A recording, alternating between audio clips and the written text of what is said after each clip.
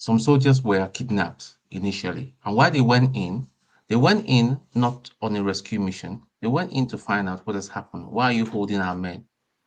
And even the community leaders even acknowledged that they were entertained.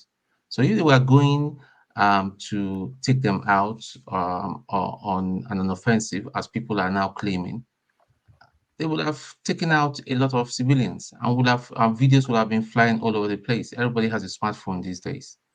How come there are no bodies? Some of the community are claiming 50, they lost 50 people. Some are saying 60. Where's the evidence? But there's the evidence of the military. I have it even before it was published and all that.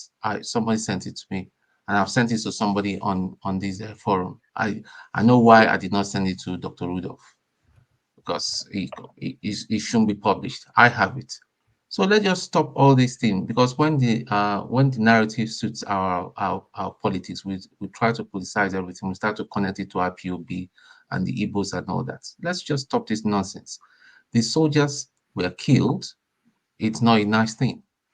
It wasn't a nice thing. They were ambushed.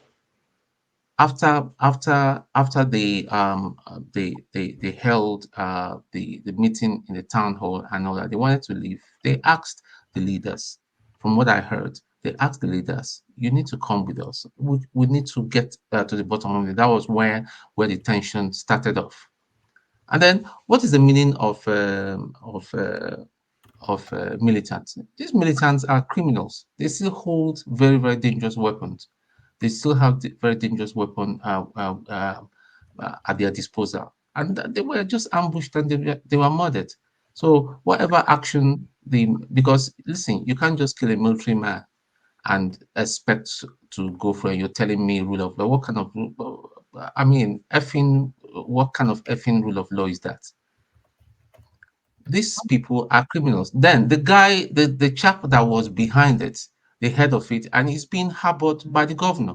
The governor is the chief security officer. He was not aware of all the skirmish that was going on with the two communities. Henry is talking that there's police and all that. You're saying that yeah, you can have some major generals that you know. There are a lot of dummy major generals that are in the army. That's why the army is so messed up, and the military. There are a lot of dummies there that are not even supposed to be hanging that peep that they're hanging.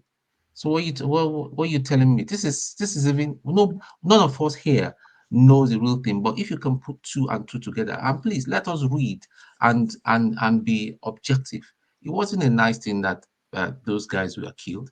And somebody now, some few minutes ago, and that is how we spread the wrong narrative, just like the APC saying that it was Fulani people, that their mission was to go and take over the land. There was an Igbo man, there was a Yoruba man, and they have families. And you're telling me that it's an agenda. There's no agenda. There was, yeah, they kidnapped three soldiers. Let me tell you, you guys go and read it. It's in the public space. Three soldiers are kidnapped, and they went there, and you didn't expect them to go there without being armed in case of any eventuality, but they did not plan. But the only mistake was that they did not reckon that they were going to be ambushed. It was the ambush, and they were outgunned because those guys were armed. When you go in there with your standard rifle and all that, and somebody is there with the GPNGs and all that on both sides and what I mean, you've got no chance. And not that they were killed, and not that they were capped open. Their uniforms were taken, their weapons were taken. What do you call that? Is that not terrorism?